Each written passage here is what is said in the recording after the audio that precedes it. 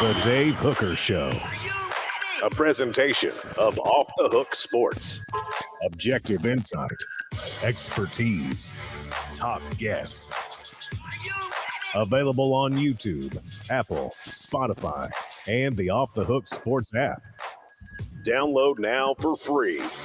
Also available on offthehooksports.com. I compute and obey. Now to Dave Hooker. Ready. I've already had a very fun day responding to some comments on our YouTube page was pretty fun. Yes, I'm aware that orange is a color of thong that is shown off at Bonnaroo that has nothing to do with the University of Tennessee. But there were a lot of orange thongs, and it was in Tennessee, Caleb. And I am aware, too, that the Bud Light woke thing is a real thing that I should have been aware of. I am ignorant at some places, Caleb, but I'm sticking by there were a bunch of Tennessee fans wearing orange thongs at Bonnaroo. I'm sticking by that. Do you think I'm right or wrong on that? How are you today, sir? I can't speak because Bonnaroo is so national. Like, I know friends from Maryland who went to Bonnaroo. I will say that, like, not knowing about the Bud Light controversy, I wish I didn't know about it because I feel like I'm dumber for knowing about it. I know there are some of these controversies out there that you wish you had zero idea about it. And so we had a lot of responses to a lot of different things we talked about yesterday, but we've got real sports, real football. We're talking Cruton today on the program. Tennessee also adds an assistant coach, one of those analyst roles. We'll talk about that. He's from the NFL, so that can only help. And just how involved is Vegas going to get in sports? I'm telling you, that is just beginning. And Tennessee is projected to be the consensus number 9 team in terms of ranking all teams in the nation for the next 3 years, not this year. So my question, is that good enough? Also, Josh Ward will join us as he does each and every Thursday. We look forward to that. His thoughts on expectations, and is number 9 just good enough? But first of all, Tennessee adds a commitment, and he's got a great name, by the way. The Vols add Max Anderson. This is a very significant pickup. Let me get your take first. We'll get to 4 downs to break down the commitment of Max Anderson out of Frisco, Texas, 6'5", 309 or so pounds, depending on if you catch him in the morning or in the evening. And this is a big pickup for a couple of different reasons. Let me first get your take, Caleb, because I've followed recruiting a long time. And other than maybe a guy named Nico, with all of the periphery of this commitment, I think it's as big as anyone that Tennessee has gotten under Josh Heupel, and I'll explain why. First, your thoughts on that statement, and what do you think about the pickup? Please hit the like and subscribe button so we can open it up to more SEC and Tennessee fans. What do you got, Caleb? Yeah, I am absolutely with you on this. I think this is a huge pickup, a high-value national prospect who, unlike Jordan Burns, who technically was a 4-star, was kind of being courted by lesser schools. Max Anderson was not being courted by lesser schools, and he had connections to other schools. This is Dave, you talked about it at the beginning of June. These are the type of battles that if Tennessee's going to return, Heupel's got to win some of them. And winning a battle like this is a huge deal. And this is a huge pickup, and it addresses a huge need going forward that was a concern for Tennessee. You can't say enough good things about this pickup, except maybe Max Anderson, I think, lacks a little versatility. I think he's going to be stuck at guard. You can't really move him to tackle. And so that might be the one drawback. But heck, how often are me covering recruiting, and you've covered it more than I have, typically the 4-stars or the 5-stars are the ones who can play tackle. So if he's getting a 4-star recognition as an interior lineman, that's a huge that he's got to be a great interior lineman at that point. Yes, and for the most part, you want that versatility, a guy who can play tackle and guard. But are you going to pass up a guy that can be an elite guard? Absolutely not, especially in this offense. They don't do a ton of pulling, so it's basically man on man. And there's a lot of mauling involved in that you just got to beat the guy in front of you. A lot of that's about leverage, but a lot of that's about just pure strength. So they beat out Oklahoma, Alabama.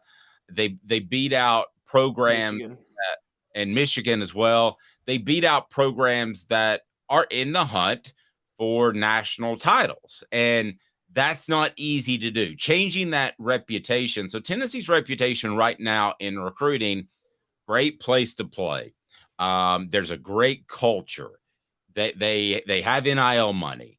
This is what they're selling in recruiting. They're also selling the fact that you probably are going to be a part of an exciting offense, especially if you're a skill position player. But now you're selling that you're going to compete with a guy like Max Anderson, and they should be able to sell that because they almost made a 4-team college football playoff last year. So with Max Anderson, you're telling that young man you're going to compete for a championship. I think this is somewhat analogous, and I know I go back in time far too often. If you go back to the Jeff Coleman class that was in 95, that was the number one class in the nation. And our Celebrate 98 series will roll on. We've got Travis Stevens coming up this weekend. But then you go to the next class, and it was every bit as good. They are convincing people like Max Anderson that you can win a national title at Tennessee. And that's the next step for the Vols if they're going to become a truly elite program. And by elite, I mean around the top 5 at a minimum each and every year. This is that type of cat. I can't say enough about the young man and what he brings to the table. A consensus 4-star may just be a guard. You may be right, but I don't hate his feet after watching him. I don't love his feet, but I don't hate his feet. And if he's got good enough feet to play tackle in a pinch, I think, but he's probably a guard. You're right. But I mean, what's wrong with a massive guard who can move people in the interior of the offensive line? And remember this too, with the splits, Tennessee doesn't have a lot of help. A lot of times it's one-on-one.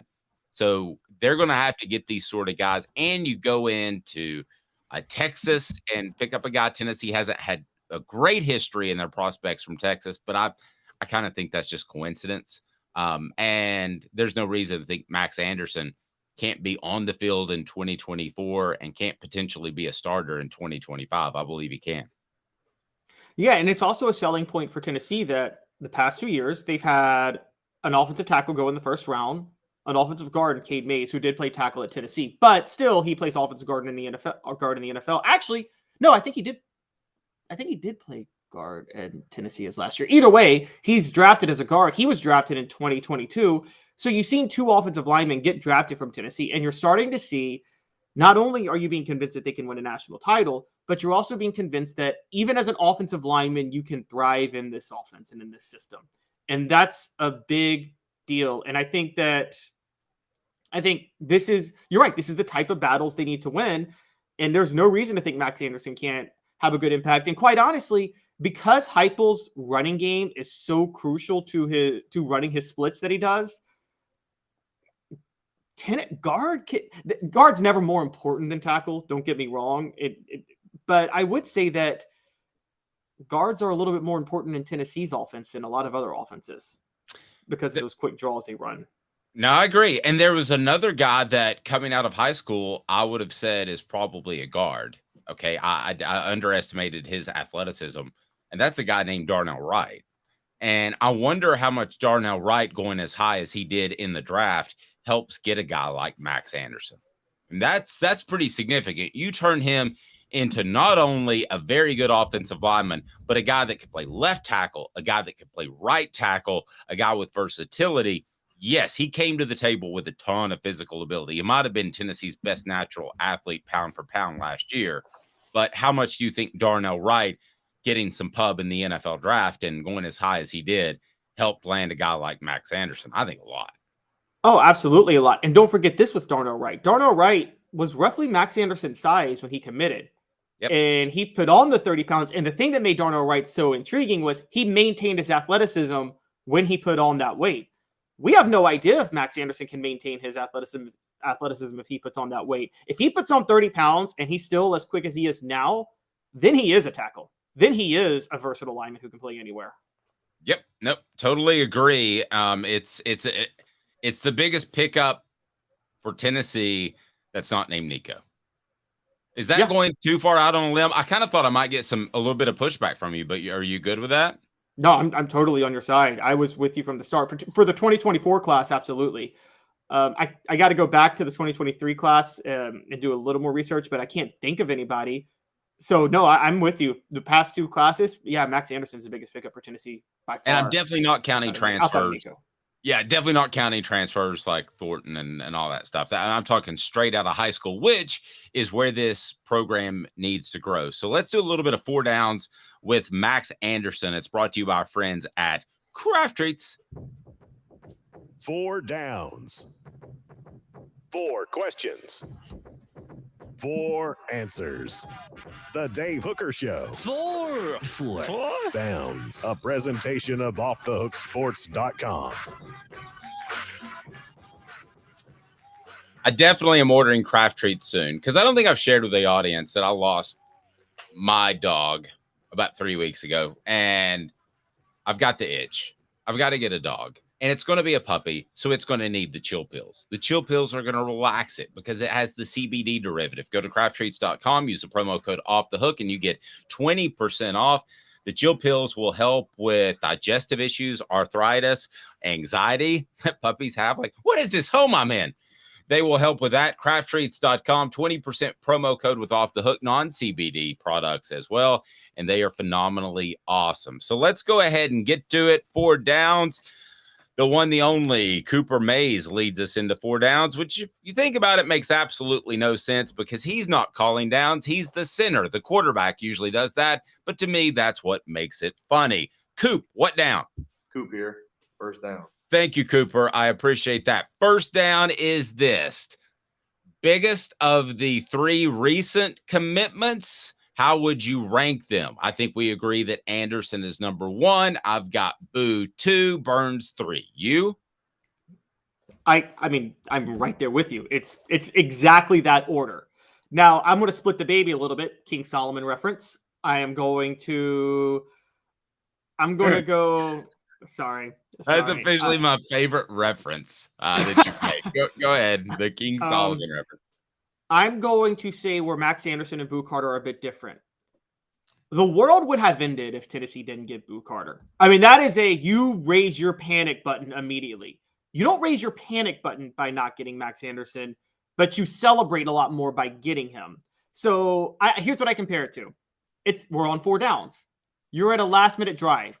Boo Carter's the 4th down conversion. If you don't convert this 4th down, you lose the game, period. Max Anderson's the game-winning touchdown. And that's how this goes. If you don't score on that play, you may score again, but it's still the game-winning touchdown. So it's the crucial play. I like it. Coop, second down. Cooper Mays here. Second down. How much will he play in 2024? Max Anderson specifically? Yes.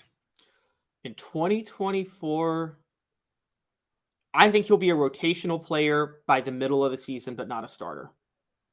And I agree with that. We're not supposed to agree this much. Yeah, so you know more about this, Dave, than I. If he is playing guard as we expect, there's not as much to learn at guard as there is at tackle, right? With the way Tennessee does it, where they start you on one side, it's not as difficult. It was really difficult with Philip Fulmer because you had to be able to play both guard positions to be in any sort of rotation. So that the footwork is completely mirrored Dave Clawson. So no, I mean, I think he could play. But I agree with you. I think he's a rotational player by the middle of the season. Let's get to 3rd down. Who did the Vols dupe? Because you made a reference to it. 3rd down, Coop. Tennessee center Cooper Mays here. 3rd down. I think they duped Oklahoma. I think Oklahoma probably offered his brother, Nate Anderson, who has played very sparingly, and it was one of those 2-for-1 deals. Here's a reference that you weren't expecting. Del Baker, Vincent Yarborough. Now, Del Baker ended up being a very good player, but they didn't think – nobody thought so at the time. But don't be surprised if Nate Anderson transfers at some point, and you may get a 2-for-1. So I think the Vols duped Oklahoma, but you could certainly argue Texas as well, Caleb. Yeah, and Nate Anderson, to be fair, Nate Anderson was a 4-star across the board when he committed back in 2020, but he didn't have Max Anderson. He didn't have his brother Size. So I think Max Anderson was the bigger prize of the two. And so, yeah, they absolutely duped Oklahoma. Totally agree. I think that was an early offer to get an okay guy to end up getting his brother, who is a really good guy. And lastly, 4th down, Coop. All SEC center Cooper Mays here. 4th down. Where does this put the Vols moving forward in recruiting? I don't think it changes much. I think that they need another 1 or 2 Max Andersons. I think they need another 1 or 2 Elijah Simmons. I think that up front on both sides of the ball is where they need to continue to focus. And so I don't think I don't think this one commitment changes much in terms of Tennessee's focus. I still think it's the big cats they need up front. Yes, I agree. They still need more work. We said yesterday, funny enough, before this happened, we said offensive line was where they need to focus, and they need 3 to 4 high-profile offensive linemen. And so they're 1/4 of the way there. And so they need a little bit more help. I totally agree with you. But, I mean, this is a great start. And also, we got to give Glenn Alarby credit. Max Anderson committed because Alarby got in early on Anderson before anybody else was offering back in 2022. And I think, we've questioned Heupel's staff's ability to evaluate talent, but they're getting a lot of these commitments. If you notice, they've committed because Tennessee got in on them early before they were noticed. Yep. And at some point, they don't have to continue to do that, but they do now. I mean, At some point, you can just roll in and you can say it's January. You're getting ready to commit in 3 or 4 months. Tennessee is the place you should be. But right now, they still have to do that. Hey, look at my guy, Raleigh, saying, good morning, everyone. It's time for Daily Vol News with the 2 best morning hosts. That's nice of you to say. I appreciate that. All right, so let's continue to take a look at what this means for recruiting in general, because the SEC is not as well represented in the top 10 in recruiting as you might think, which is a bit surprising to me. What the? What was he thinking? Release the hounds. The Dave Hooker Show. Keep cool. A presentation of offthehooksports.com. What the H? What's happening with the SEC? I'm going to explain. Georgia, number 1. Michigan, number 2. Florida, number 3. Ohio State, number 4. This is the recruiting rankings for the 2024 class. Notre Dame, number 5. Penn State is 6. LSU, 7. Oregon at 8. Stanford at 9. Tennessee in at number 10. So if my math is correct, and tell me if it's not, you have 4 schools, including Tennessee, LSU, Georgia, and Florida in the top 10.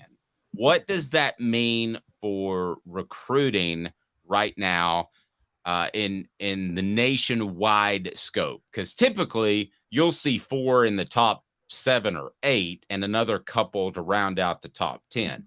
What do you think this means for the SEC? Is the rest of the country catching up, or is this just a blip on the radar? Caleb, your thoughts? So, and for context, before people jump all over me, the SEC still leads every other school, every other conference. The Big Ten is second with 3 teams in the top 10. I think it means a couple of things. One, everything we say is a grain of salt and fluid because this is so premature, because Alabama is not going to finish outside of the top 20. They're going to get into the top 10. Like you talked about, they can wait. They can wait and evaluate how they need to. And then that Alabama offer is so strong that they're going to move up. But what I do think this means, I do think this is a trend. And I've talked about this for a while with the Big Ten TV contracts. There's a lot more money that the Big Ten is going to have to throw around with from their boosters on NIL and on their recruiting budgets. And you're seeing that right now because Michigan at number 2, Ohio State at number 4, Penn State at number 6, those 3 schools aren't going anywhere. And just behind Tennessee, by the way, USC at number 11 and Minnesota at number 12. And USC is going to be in the Big Ten, so that's why I mentioned them. Stanford, they're a throwaway. I think this is just kind of, they've loaded up on some high-rated 3-star talent with new head coach Troy Taylor, who came from Sacramento State. but they're not going to, that's not going to last. But I do think this is a trend where the Big Ten is going to start catching up to the SEC in recruiting because of the budgets they're going to have. And that is something. If you're the SEC as a whole, it may raise a red flag. If you're an SEC school, you might be happy about that, because now being in the top 10 doesn't mean you're in the bottom half. Yeah, it's more spread out. Okay. So you don't have to worry about as much competition. That's a good point. I'm going to put Travis's comment up here because I want to address it. But first, he's talking about killing it in recruiting. So I want to leave that up there because with my ADD, I'll forget it. Let's take a look at that top 10 again and put some things in perspective. So Georgia is still number 1. They have 20 commitments. Now, we use the Go Vols 24/7 or 247 Sports because they combine all of them. And you have Michigan at number 22 at 2. They have 22 commitments. You have Florida with 16 commitments at 3. So as a whole, their average is higher. They have 2 5-star guys. Ohio State is 4. Now, I'm not knocking their class because they've just got 14 commitments and 2 5-stars and 10 4-stars. The rest of them, though, could be explained away just by numbers. Notre Dame has 20 commitments. Penn State has 18. Now, LSU has 18 as well. But then you have Stanford with 23. So naturally, when you add all the numbers up, you're going to have a higher number in their rating. Tennessee, for instance, has 14 commitments. They could get on the phone this afternoon and call 4 3-stars and get up into the top 5 because that's the way the numbers add up. They don't want to do that. Why would they want to do that? Let's wait out. If I were them, I'd wait out for the 4 and 5-star guys, but they truly could do that. So if you look at Notre Dame, who has 20 commitments, and their commitments are always overvalued. Same thing for Michigan, who has 22 commitments. And then I would say Stanford with 23 commitments. They only have 5 4-stars. They don't have a single 5-star. Tennessee has 9 4-stars. So to me, this is the numbers and the way they're shaking out right now. If you ask me, where would I put Tennessee based off having 9 4-star commitments? They're going to be above Stanford. They're going to be above Oregon. And I know Oregon has 11 4-star commitments, but I just like Southeastern kids more for the most part. And I think there's some overvaluing there. You know, we could go through this whole list, but Tennessee to me has more along the lines of a top 6 or 7 class, somewhere along that. Now I'm not nitpicking and I'm not playing homer here. I know a lot of people that watch the show think we're just huge homers. That's what I really believe. I think Tennessee will end up, based off what I'm seeing right now, reading the tea leaves, with a top 7 or so class. That's very doable.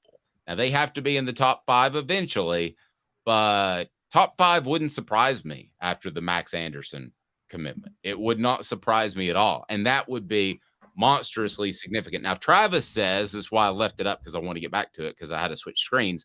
He said, my goodness, we're killing it in recruiting. How much more do we have to do to get in the top 5? That somewhat, I think, answers your question in that Tennessee is just in great shape right now. And if they wanted to pick up 5 3-stars, they could be number 1 by the end of the business day. But they're not going to do that, Caleb. They don't need to do that. And I think Tennessee is in fantastic shape at 10 with a whole slew of 4-stars. I don't think they trade where they are for any amount of money right now. Yeah, I would argue Tennessee has the effect. There should be recruiting rankings and effective recruiting rankings. And so I would say Tennessee has the effective number 7 class. I think Georgia clear-cut ahead of Tennessee. Florida clear-cut ahead of Tennessee. Ohio State clear-cut ahead of Tennessee. No debate with those 3, right? Yes, no, I'm totally with you. Yeah, and so I think where you get a little murky, I kind of disagree with you. I'm going to keep Oregon ahead of Tennessee only because while I think a lot of West Coast kids are overrated, I'm with you. I also think a lot of Texas and Middle Tennessee kids are overrated, and Tennessee they built a recruiting class off kids from there. So, I mean, I could go both ways with that. The two that are below Tennessee right now, there's two that are below Tennessee that I would actually move ahead of Tennessee. One is USC. They have 12 commits and 9 4-stars. So Tennessee's only ahead of them because of total number of commitments. And the one that's clear-cut, I mean, honestly, Clemson should have a top 5 class right now. They got 7 commits. I mean, they got 11 commits. 7 are 4-stars and 2 are 5-stars. So, I mean, that's an effective top 5 class. So I would put Clemson and USC, Florida, Georgia, Ohio State, and Oregon ahead of Tennessee. I would not put Michigan ahead of Tennessee, believe it or not. I mean, 13 4-stars on 22 commits, I just don't think that's that impressive. So where do you think Tennessee ends up? Brought to you by Andy Mason, AndyMasonRealEstate.com. He has the best service, the best prices in the biz. That's AndyMasonRealEstate.com. Go there, buy your next home or sell your home currently. If you need to make a real estate move, don't lose thousands or tens of thousands of dollars by going with the wrong realtor. AndyMasonRealEstate.com. Over 40 years of experience in his office in the real estate biz. So do you think Tennessee ends up in the top 5, yay or nay? No, they end up in the top 7. But top 7 with Josh Heupel's scheme is all where Tennessee needs to end up to be able to compete with the top dogs. So gotcha. All right. Josh is with us. Josh Ward. Josh, I'm absolutely the worst host in the world. My apologies. Give me 2 minutes because I am way late. We'll be back with you. Josh Ward had a great column on offthehooksports.com about how expectations are high, but pretty much on the money. And the fact that Tennessee's in the conversation of being in the college football playoff and just Josh Heupel's 3rd year is pretty strong. 2 minutes. Josh Ward of the Sports Animal. Family has been creating jewelry since 1986, each piece unique with a story all its own. I'm Rick Terry with Rick Terry Jewelry Designs. I'm a jeweler, and I want to be your jeweler. We're grateful that you chose us to be Knoxville's best jeweler. My family and staff look forward to serving you. So please come see us. Kingston Pike and Campbell Station Road in the heart of Farragut and downtown on Gay Street, right next to the Tennessee Theater. Hi, Mike Davis here with City Heating and Air, reminding you to always dare to compare. Our team provides quality local heating and air service, installation, and maintenance across East Tennessee. We use only the best equipment like American Standard heating and air conditioning for your residential, new construction, or commercial needs. Honesty, dependability, and customer satisfaction have been the cornerstones of our business since 1961. City Heat and Air. Dare to compare. With all that sun, sand, and salt water, the beach is a very relaxing place. Unless you wear contacts. Ow! Open your eyes to the best the beach has to offer with LASIK vision correction from Campbell Cunningham Laser Center. Ah. Do you want to own the more that owns every job? Then get to Vassey Lawn and Garden in Cleveland and get you a Toro. I'm David Vassey, here to talk to you about Toro. With a Toro Zero Turn, you'll get more out of every minute and you'll reach the finish line faster. At Vassey's, we like to say, no matter if you're mowing 3 acres a week or 11 lawns a day, homeowners and business owners alike find confidence in equipment they can trust from top to bottom. Vassey Lawn and Garden, Highway 60 North in Cleveland. Man alive, it's worth the drive. These mountains hold and defend a spirit far better than moonshine. A drink that holds flavor, that becomes necessity. A hard cider made and relished by folk who are as hearty as they are legend. A refreshment that can only be found in one place. With a taste that makes you say, give me 3 bottles of the good stuff. Tennessee Cider Company, where necessity can be found. Objective coverage. Hey, that's new. If we get caught, we're going to jail. The Dave Hooker Show, a presentation of Off the Hook Sports. YouTube, Apple, Spotify, and the free Off the Hook Sports app. I'm going to need to see some identification. Back to Dave Hooker. All right, here we go. Josh Ward. Josh, my apologies. I'm running late. It's just sketchy rookie mistake. I mean, you know me better. I've never run late before. Ever. You're right. I know you better or worse, depending on how you want to describe that. It's all good. Yeah, that's true. Before we get to your column, which was fantastic, it's on offthehooksports.com. Max Anderson, big pickup. Got to get those big guys up front. Line of scrimmage, offensive line recruiting for the future is one of the biggest questions, or has been. This helps answer part of that. Tennessee is on a bit of a recruiting run here with Jordan Burns a couple of days ago, and before that, Boo Carter. And Tennessee is hoping these next few weeks, I would say the next 6 weeks or so leading up to the start of fall camp, are very productive. And their skill position players Tennessee needs to land. That's going to be a big priority, especially with a former commit, J.J. Harrell, headed somewhere else right now at wide receiver. They've got to get guys up front. So landing Max Anderson and beating out a future SEC school in Oklahoma is an important part of that.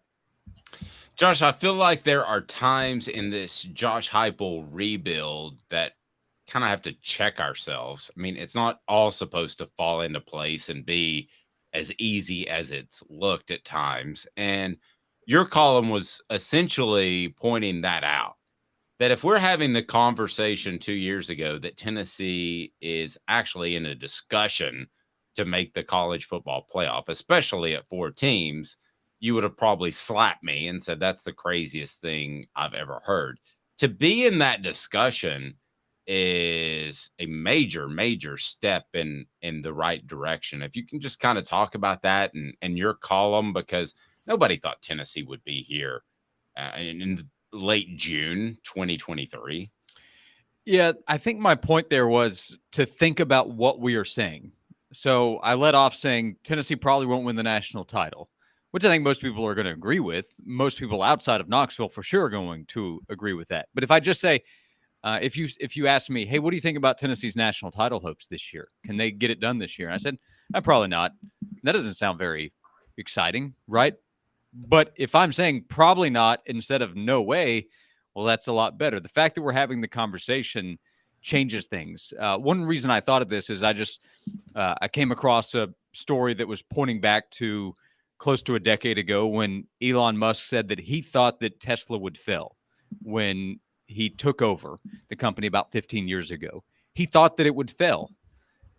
It did the opposite of that. It helped him become, at least at one point, the richest person in the world. He thought that the company that he was leading would fail. And I pointed out as well that Josh Heupel doesn't expect failure, probably. I mean, if I said, hey, do you think you'll win the national title? If he's giving an honest answer, then the answer is probably no, just because of the daunting task that it is. But Tennessee has a shot. And going into the season, it's the first time that we've talked about Tennessee having a real shot at winning the national title in more than 15 years. This time a year ago, we weren't talking about Tennessee having a real shot at winning the national title. Once we got into the middle of the season, we thought, okay, maybe they do have some kind of chance. But off-season conversation, it's been a long time. It used to be an annual topic, but that's been a long time ago. By the way, Elon Musk, who I was hoping you'd work that in, has now said he's willing to take on Mark Zuckerberg in an MMA fight. Who would pay a lot of money for that?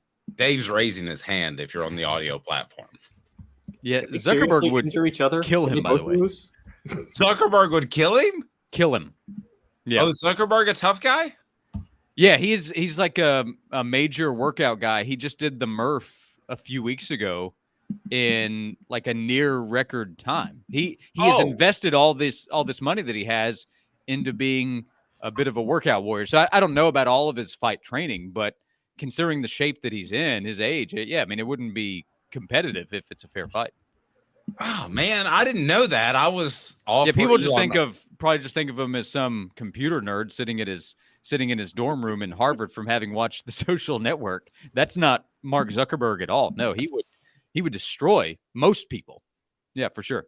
Interesting. If Elon Musk was a coach in the SEC, which coach would he be?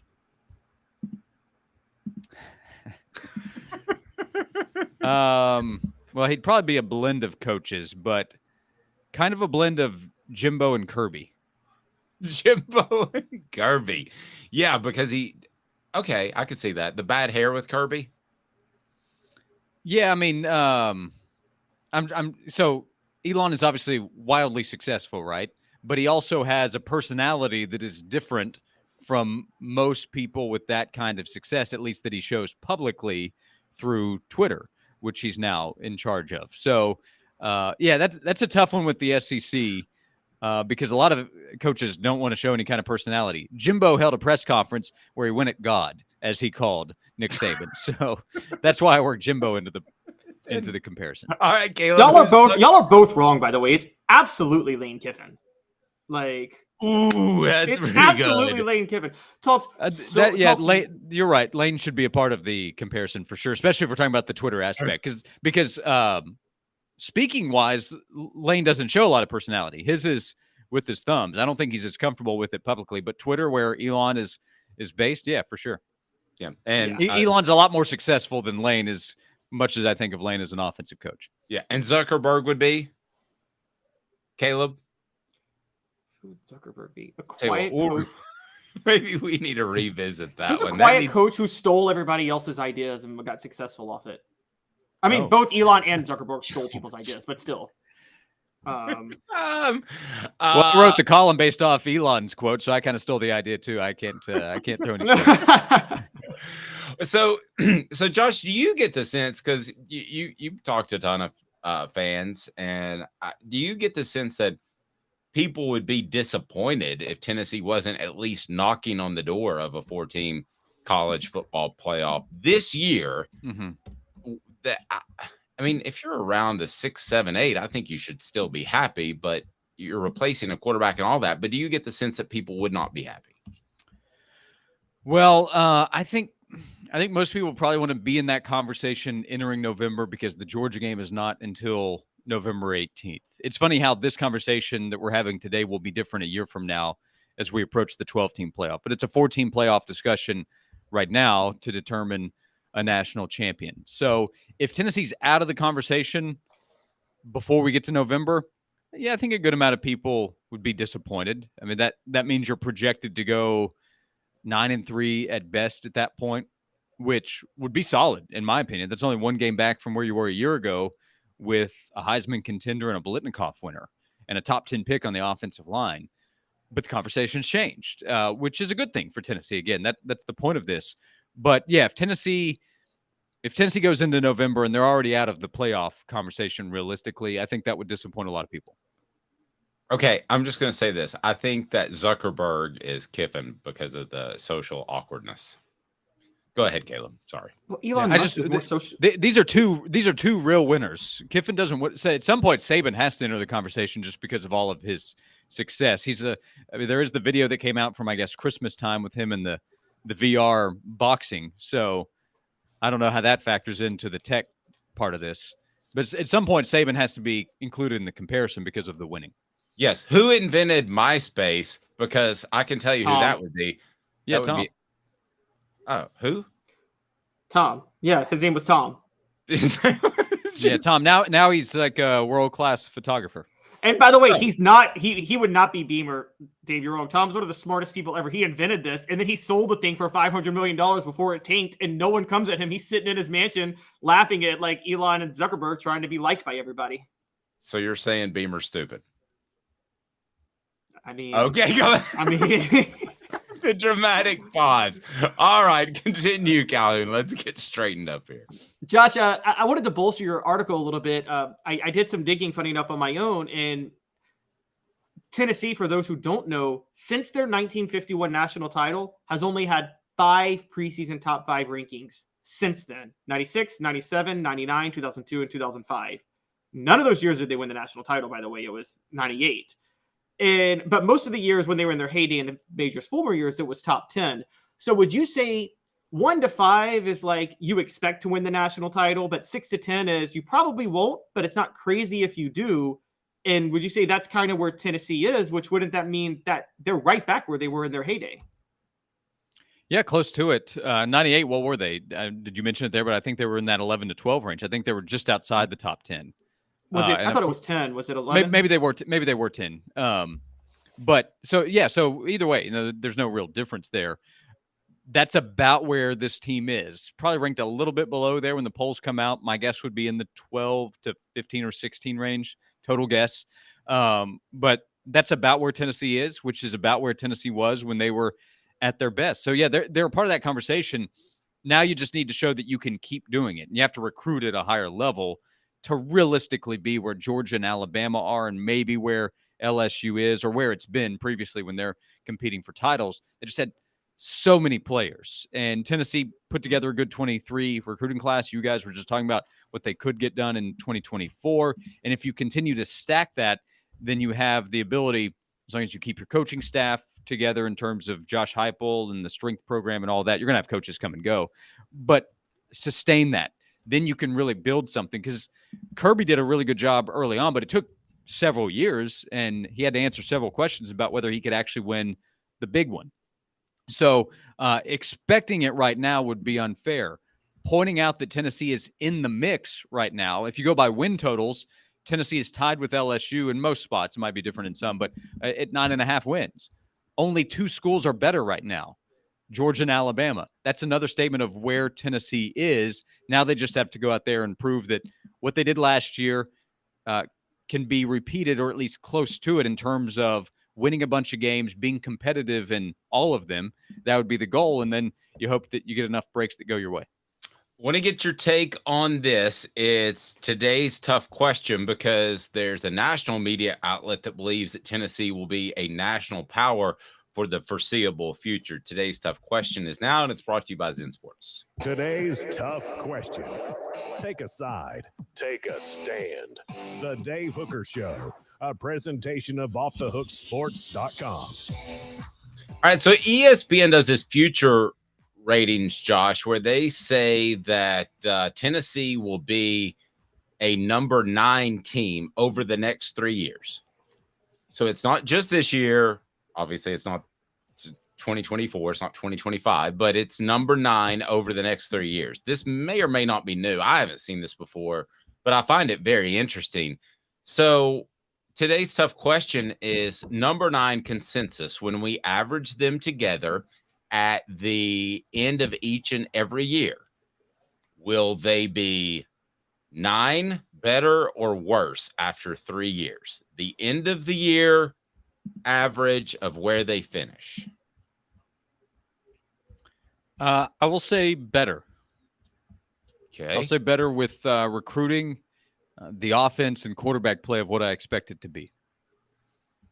All right. Caleb, what about you? I'm with Josh. I'm going to say better. And the biggest reason I'm going to say better is a couple of the teams that are ahead of Tennessee in this. Looking at you, Clemson, I don't think we'll be ahead of Tennessee long term. But by the same token, Josh, again, do we get back to the conversation of we are setting the bar very high? 9 would not be bad for anybody not named Georgia, right? Yeah, the only programs that should be disappointed by that off the top of my head would be Alabama, Georgia, Ohio State. You know, LSU has a higher expectation than that, I'd say, with Brian Kelly being hired and just what that program has done and what it's capable of. Other than that, Michigan back-to-back playoffs, so maybe them, USC with Lincoln Riley. There aren't 9 schools, I guess would be my point. So if Tennessee's in that position, I think that's terrific. If that's where it is and it's because of a 7 or 8 finish, a 9 finish, an 11 or 12 finish, that would be tremendous consistency. You might find disappointment at the end of that 3-year run, but I think that's a tremendous prediction for Tennessee. It sounds like, Josh, what you're saying, I don't want to put words in your mouth, that Tennessee right now, and this could change, but Tennessee right now is a second-tier championship level team. You mentioned 4 or 5 teams that absolutely they would be disgusted with 9, but there are a group of schools that are kind of in that second tier that should be happy with that. Is that fair to say? I think so. Now, the ultimate goal is to win a title.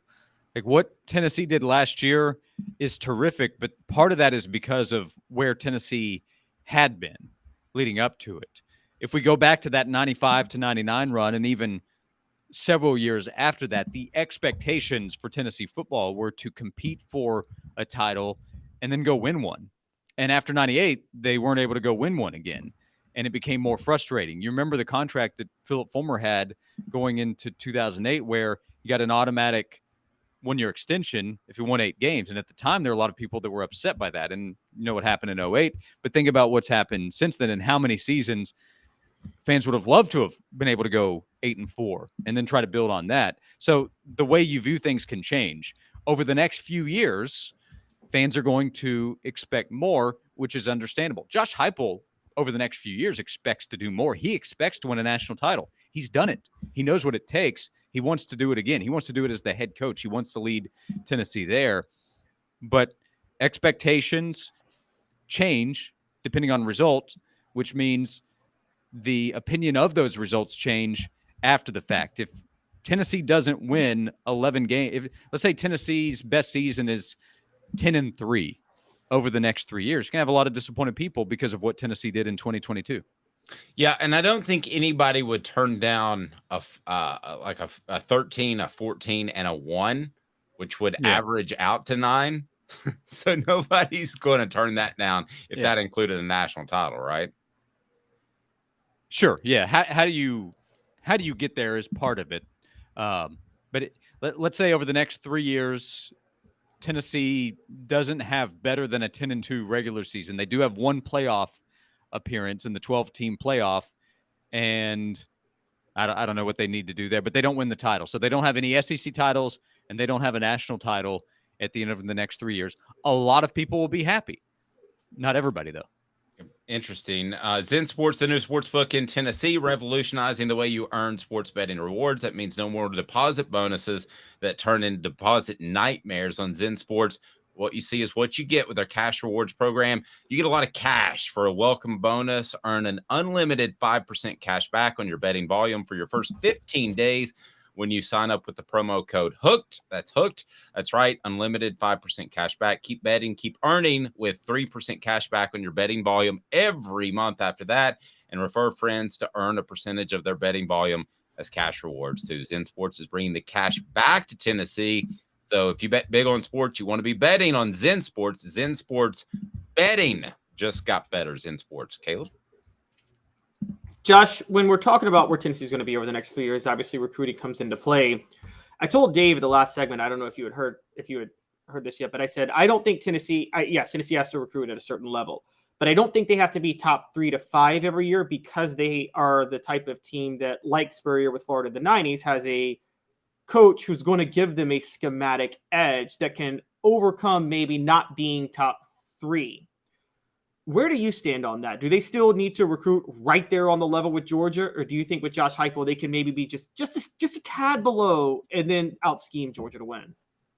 Yeah, I think you're probably right overall if you're looking at recruiting rankings in a recruiting class because of what Tennessee can be offensively. My guess is that Josh Heupel will keep that going and that Tennessee will continue to play at an elite level on the offensive end. If that's wrong, then we're all wrong in terms of what Tennessee is going to be over the next few years. The exception, I would say, in terms of how high of a level they need to recruit is along the line of scrimmage. I don't think there is an exception there when you're going up against Georgia, Alabama, the best teams that you will play to try to win a national title, and that starts in the SEC. Look at what Jalen Carter did last year in the Tennessee-Georgia game. He wrecked Tennessee's offensive line, and there's a reason, despite his off-field issues, he's a top 10 pick in the NFL draft. Hendon Hooker and Jalen Hyatt were terrific against Alabama.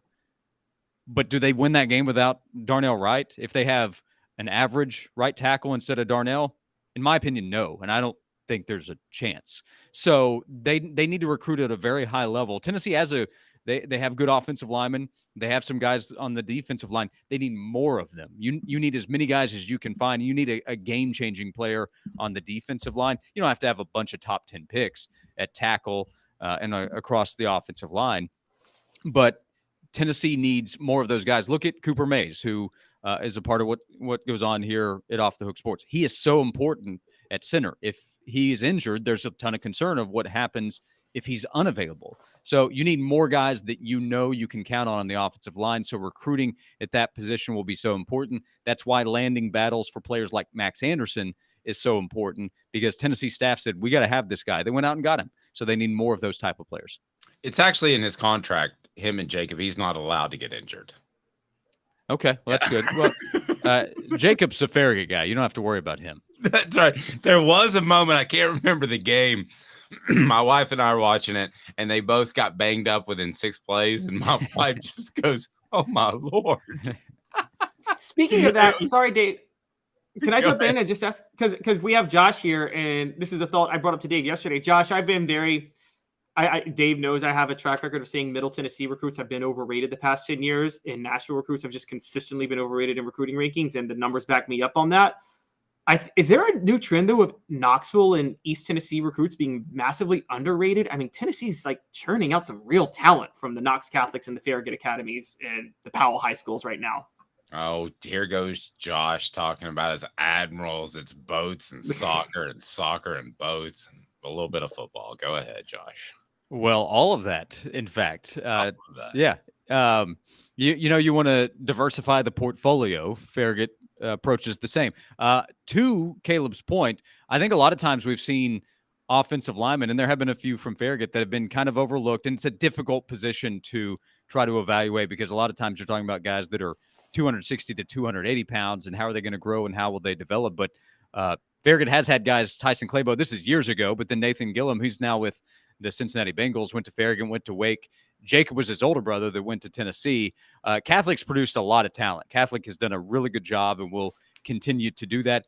Amari Rogers wasn't necessarily underrated. Tennessee just couldn't get him to Knoxville. He wanted to go away. T. Higgins at one point wanted to go to Tennessee. Fans are probably not interested in me bringing him up now, but he was a highly touted guy. I think across the state, Middle Tennessee, Knoxville, Chattanooga, the west end of the state has always produced talent.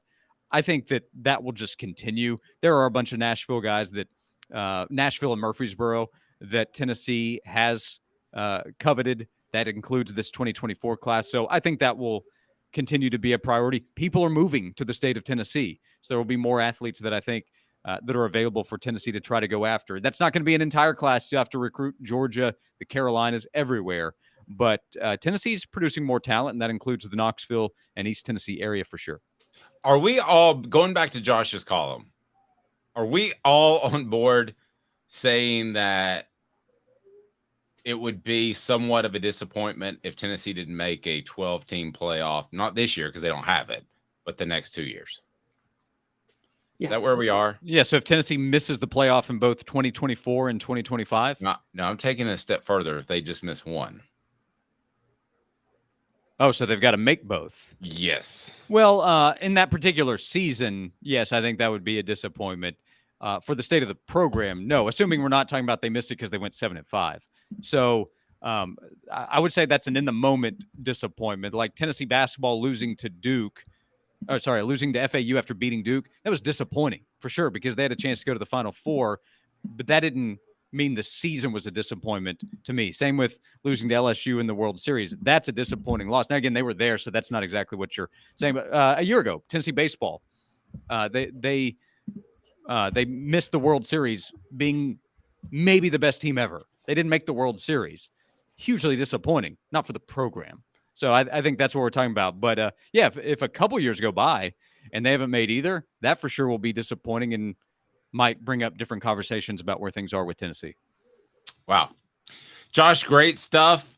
Be sure and lock the doors when you leave Area 51 because I'm not sure where you are right now, but it looks a little spooky. So don't forget to lock the doors.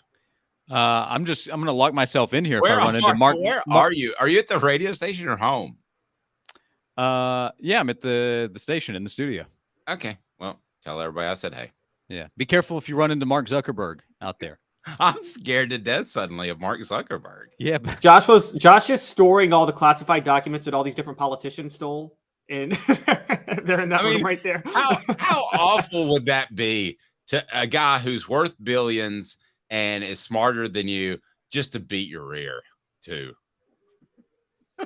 Like I'm less of a man all of a sudden. Well, that's why I'm not going to fight him. I'm not going to make the same mistake that you obviously would have if I hadn't given you the heads up. Well, I tell you what I'm going to do. I'm going to bring Cooper. That's what I'm going to do, and I'm going to be okay. Bring Cooper and Jacob, just to be safe. Just to be safe. Thank you, Josh, the Farragut Admiral who loves soccer, boats, and wrote a fantastic column on offthehooksports.com. Thank you, sir. You got it. Thank you. Listen to him noon to 3 on the Sports Animal. He's the best. We love Josh Ward. We certainly appreciate his time. And I say you're going to enjoy this time coming up because we're going to talk about Tennessee's newest hire on their coaching staff and also An interesting take by Josh Pate. Should the college football playoff committee use Vegas odds to determine schedule strength? And I'm not sure that I hate it like I thought I might. Stay tuned. 2 minutes off the hook sports. He's Caleb Calhoun. I am Dave Hooker. And Craving Wings South North Shore location, where we've heard people say that you can get the best wings in East Tennessee. Pero ¿quién es este? El número 87, Jacob Warren. I'll just do 6 on my sauce 87, please. Imposible, señorita. Dale 6 más. Look at these wings. Perfectas, deliciosas, fantásticas. Man, I don't know what you're saying, but it sounds awesome. How do you say fresh, never frozen in Spanish? Frescas, nunca congeladas. Make your way to Craving Wings and get you 6 más. But what was funny about Kate is we were a full continuum of care at that time. We had detox, we had inpatient, we had outpatient.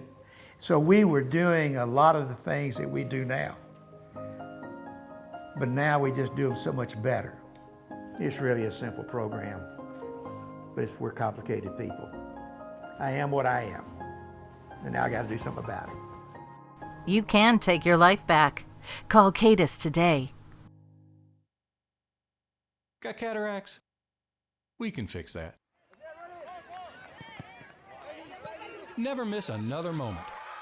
With a little help from Doctors Campbell, Cunningham, Taylor, and Hahn at cctis.com. Do you want to own the more that owns every job? Then get to Vassey Lawn and Garden in Cleveland and get you a Toro. I'm David Vassey, here to talk to you about Toro. With a Toro Zero Turn, you'll get more out of every minute and you'll reach the finish line faster. At Vassey's, we like to say, no matter if you're mowing 3 acres a week or 11 lawns a day, homeowners and business owners alike find confidence in equipment they can trust from top to bottom. Vassey Lawn and Garden, Highway 60 North in Cleveland. Man alive, it's worth the drive. Our family has been creating jewelry since 1986, each piece unique with a story all its own. I'm Rick Terry with Rick Terry Jewelry Designs. I'm a jeweler, and I want to be your jeweler. We're grateful that you chose us to be Knoxville's best jeweler. My family and staff look forward to serving you. So please come see us. Kingston Pike and Campbell Station Road in the heart of Farragut and downtown on Gay Street, right next to the Tennessee Theater. Who's this guy? Hello, wizard. The Dave Hooker Show, a presentation of Off the Hook Sports, YouTube, Apple, Spotify, and the free Off the Hook Sports app. Back to Dave Hooker.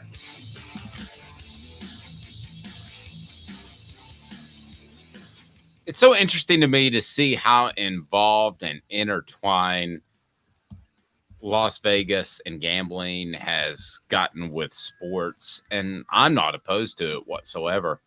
And it's kind of taken a step further in that Vegas could make some of the decisions, possibly. At least that's what Josh Pate has suggested. So we can go ahead and get to that right now, because he has a theory as to how the NCAA should seed or place teams based off what Vegas says. And let's be honest, we all talk about point spreads. This team is a 4 or 5 point spread. But really, Caleb, at the end of the day, Vegas knows who's going to win most games, because those are called the money lines. And you and I do too, but Vegas is really good at it. Scary good at it. If they say Team X is favored by 2, then typically Team X wins. And those can be close games. Their money line is pretty spot on. And honestly, I'll give you a little bit of insight as to the way I pick my NCAA tournament bracket. I use the money line, because a lot of times you'll have a 6 and a 7, 8. You'll have a 6 and a 9. We're at 6 and a 10, right? Excuse me. I'm 7 and 10. 7 and 10 or 6 and 11. Sorry. 7 and 10 or a 6 and 11 for that matter play each other, when actually the lower seeded team is the favorite according to Vegas. So they have more insight, or at least they have a different agenda than the NCAA when it comes to seeding these teams. So Josh Pate has an idea of utilizing Vegas and their input into some decisions that the NCAA makes. So I'm going to share this screen here, and let's get to Josh Pate, who does a great job on the Late Kick. Here are his thoughts. See, right now, if you're 8-4 and I play you, I probably don't get credit for a good win because you're probably not ranked in the top 25. And therefore, when the committee looks, you don't count as a top 25 win for me. But what if your 4 losses came against top 10 teams? Well, theoretically, you could be the 11th best team in the country and be 8-4. Again, that's an extreme example, but theoretically, that could be the case. Well, Vegas doesn't get fooled by that stuff.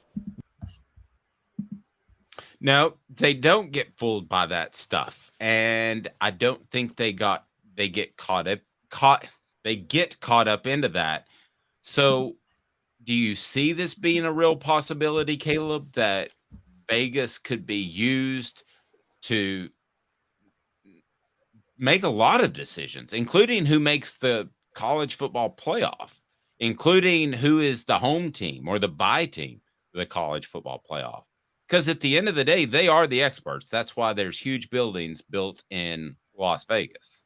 What are your thoughts on Vegas getting more involved? I am in full agreement with Josh Pate on this. And for those who don't know, this was a response to Nick Saban, who we both criticized yesterday for saying that his team should have been in the college football playoff because Vegas said it. I don't think Vegas should be used to determine home field advantage or who gets in the playoff. Because as Josh Pate said, at some point, results have to matter. Regardless of what you think, results have to matter on the field. And however, when you're judging schedule strength, that's where you can use it because, as he said, sometimes beating an 8-4 team is a much more impressive win than beating an 11-1 team. And even though the 11-1 team would be ranked much higher in the AP poll or the coaches poll or the college football playoff ranking, that 8-4 team may have more impressive losses. And at that point, when you're using schedule strength, you are getting much more subjective. I'm sorry, guys, but schedule strength, the RPI tried this for years. There's no effective way to make schedule strength completely mathematical and formulaic. You have to be subjective with schedule strength. And Vegas is the most objective, subjective way to, or subjective, objective way to determine schedule strength because they are completely immune to, they are specifically a power ranking. It's basically a power ranking with Vegas, which is who's playing the best and who is the best at that particular moment. And they're not going to be fooled. Again, a schedule strength issue would be, for example, if you played Tennessee last year when Hendon Hooker was starting versus playing Tennessee when Joe Milton was starting, well, the polls and the college football playoff and the formula is going to view that as the exact same caliber of game. But Dave, you and I both know that's not the same game. You didn't play the same Tennessee team if you played them with Joe Milton versus Hendon Hooker. Or if you played Alabama when Jalen Milroe was starting versus when when Bryce Young was starting. Vegas will see that, but the pollsters won't. Here are my thoughts on how much Vegas should be involved. People get this confused a lot, Caleb, and you gamble, so you don't. But the goal for Vegas is not to predict the winner. Okay, it's not to say such and such team's going to win by 7 points. The goal of Vegas is to make the betting even on each side, so that they make the juice. They make the 10%. So you bet $100, you win 90. So they want to make the juice. They want the betting on even on each side. And that's why the number will move throughout the week. So Caleb, my problem with this is that maybe it helps with strength of schedule, but do you end up at a point where Vegas is making decisions over who plays where? That scares me, and it also scares me a little bit that there's a potential there for athletes, especially college athletes, but we've seen these issues in college and in the pros to be even closer to gambling. And I think you and I would probably agree that the sport has overcome drug scandals, Major League Baseball has overcome steroid scandals. But if you have a big gambling scandal, that's kind of the one thing, at least to me, Caleb, maybe you don't agree, that if I thought there were Donegues running around, Tim Donaghy, like in the NBA, if I thought they were running around like crazy in college football, I would have a huge monster problem with that, because to me, you've turned it into days of our lives. It's a soap opera. It is no longer the ending is determined. What I love about sports is I didn't know that Tennessee was going to beat Alabama. I didn't know that TCU was going to make the college football playoff. It was all undetermined. That to me is the advantage that sports has over any other sort of programming. And this is programming is ultimately what it is. Caleb, so that scares me a little bit that you might somehow get closer to Vegas and then closer to somebody trying to manipulate the outcome. If that happens, I don't know that we may be talking about Taylor Swift instead of the Vols and the SEC every day, because that would be very disturbing. Well, this is where I think Congress does need to step in. I think they need to stay out of NIL. They need to. I'm sorry, if your school isn't putting up as much NIL money as another school, find a way to do it. Tough break. Okay, but I will say, yeah, like don't. I agree with that. Yeah, Congress stepping in for NILs to save businesses from themselves. It's not the player's fault if the business made a bad investment. Don't blame the player. Nobody else. So stay out of NIL. But gambling is a different story, because gambling, if you're betting on a sport you play, how is that not the exact same thing as insider trading? That is the exact same. There's no difference between that and insider trading to me. Win or lose. That's what people say. Pete Rose just bet on his own team, which is debatable. But if he just bet on his own team, that's wrong. Yeah, if he just bet on his own team, that's absolutely wrong. And also because when you're betting on your own team, when you're not betting on your own team, that sends a signal to the bookmakers and to the bookies and the odds makers to maybe skew the odds that day, and maybe people won't bet that day. So it still skews everything with Vegas. I hate when people are like, oh, he was just betting on his team to win. That still is a huge, huge issue of one, insider trading, and two, skewing the odds in Vegas. It's not supposed to happen. Especially in baseball, because you could run a guy out there that shouldn't be throwing in June so that he's ready for August or September. Right. Especially in baseball. But the same thing could happen in football. If you've got an offensive guard who could go, but maybe he shouldn't go because you're playing UTSA and you want to cover.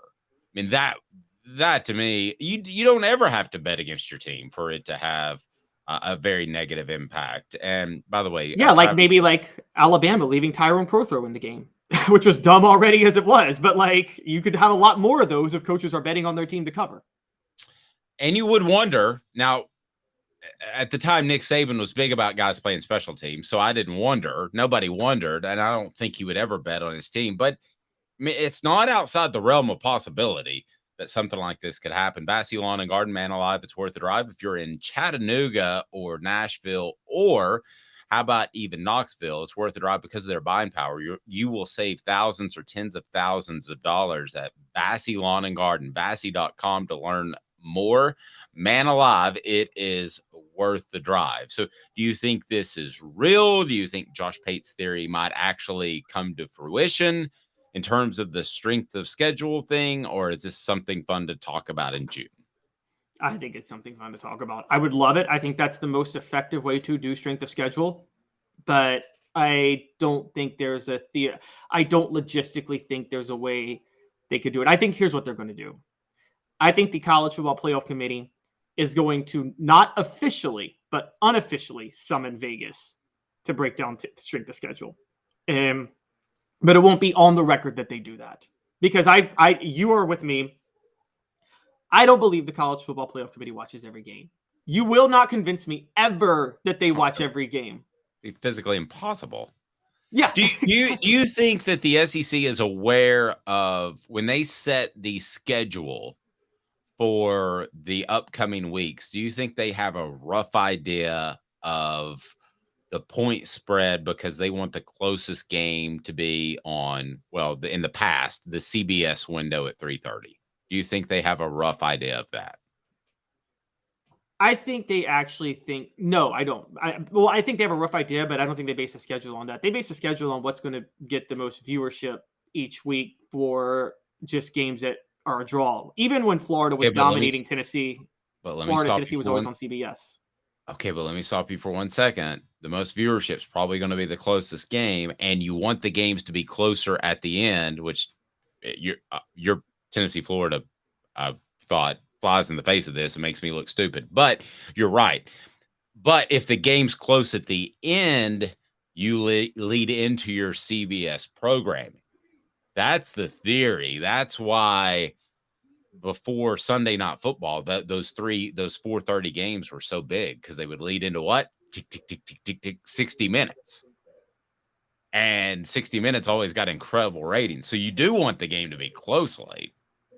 Yeah, I never thought about that. That would be CBS's responsibility, though. And with Tennessee, Florida, they only thought ratings at that point, because they did not care that the game was in hand in the fourth quarter and that Florida was winning by 30. I mean, they still were running the game every year, which was kind of they got because of Tennessee, they got the Big Mac with one patty, not two, because they weren't close in a lot of those games in the 90s. And they didn't get both, but they still got the premier game of September. No question about it. All right, Tennessee with a new coach, and these analysts that come in, we can call them whatever we want to, but they're essentially coaching. And at a lot of the schools, I'm not going to say Tennessee, but a lot of the schools, when the media is asked to leave, these coaches run out on the field, which is an NCAA violation. Nick Saban started it. Butch Jones did it. I mean, it's pretty commonplace, and I don't think you would get in that big of trouble. It is Corey Robinson, Saints assistant defensive backs coach the past 3 years. I want to get to Willie Martinez and Tennessee's struggles in the secondary, how much of that is his fault. But first, tell me about Corey Robinson. Is this a significant pickup? He's a defensive assistant. And do you think he might be the heir apparent to Willie Martinez? So, yes, Corey Robinson is a guy who went to Central Connecticut State in the mid-2000s, then coached high school in Baltimore for about 6 years. One of the spots he coached at was St. Francis in Baltimore. That's where Tennessee's built a mini pipeline, if you want to say. Dominic Bailey hails from St. Francis. And so they've got some guys there. Then he went to Toledo, Temple, Rutgers, Maryland.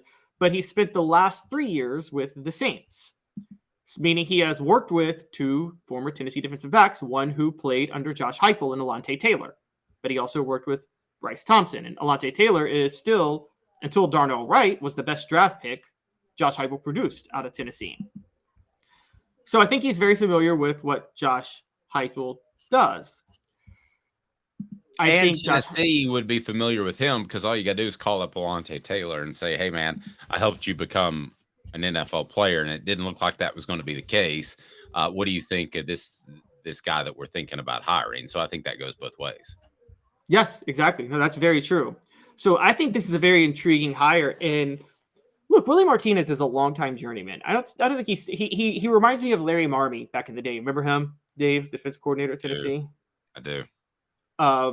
And I'm just going to go ahead and say it. I don't mean this to sound mean, and I'm sorry if it gets back to him and he cares. But Willie Martinez is a great recruiter, and Willie Martinez is not a great position coach. And Tennessee has not had a great defensive back coach since Kevin Ramsey in 1998.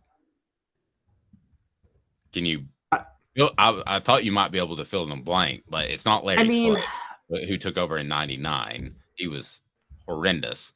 The simple fact is Deion Grant went to the NFL early because they decided to retain Larry Slade.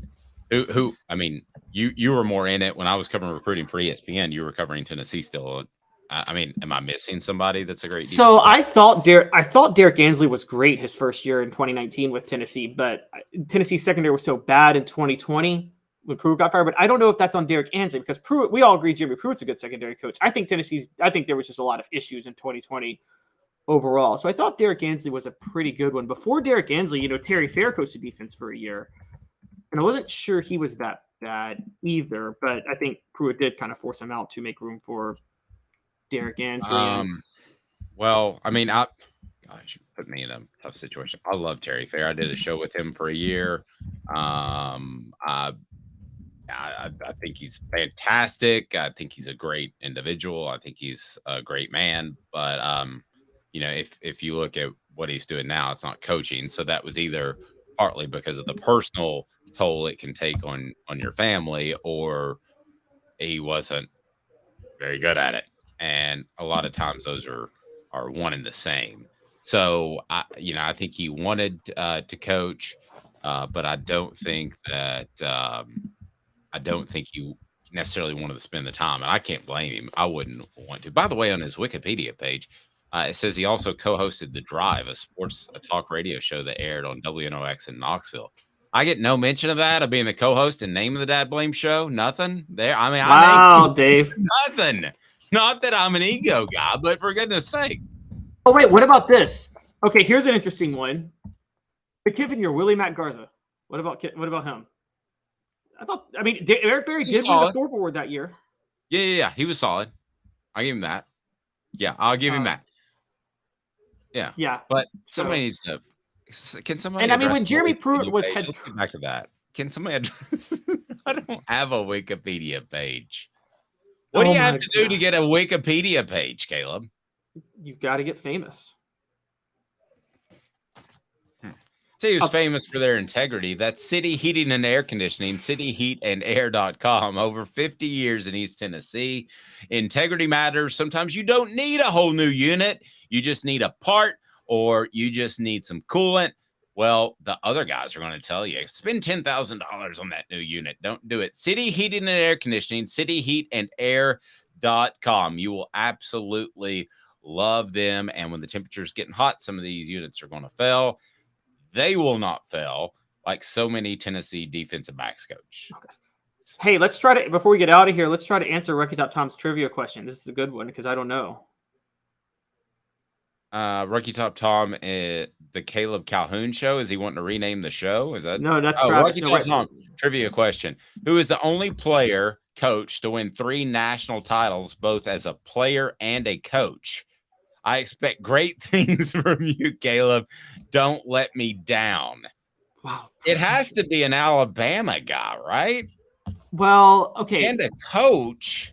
Bear Bryant played for Frank Thomas, I want to say. Was it Frank Thomas or Wallace Wade who he played for? The first baseman from Auburn? No, not the first baseman. No. There was a legendary Alabama coach named Frank Thomas. I know. But, like, again, see, here's the trick on this.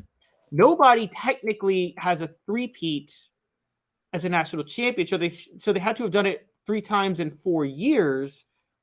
And you couldn't play 3. You could only play 3 years until what, 1970 something? So it's somebody. Yeah, because freshmen weren't eligible.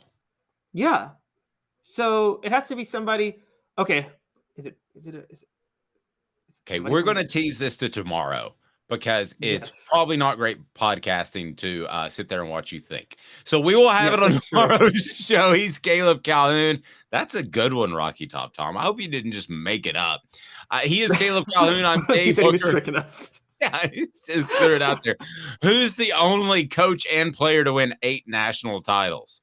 Wait, Caleb just I got it because Rocky Top Tom gave me the hint. Bud Wilkinson. Bud Wilkinson. Very good. Nice. Okay, we'll leave you on that.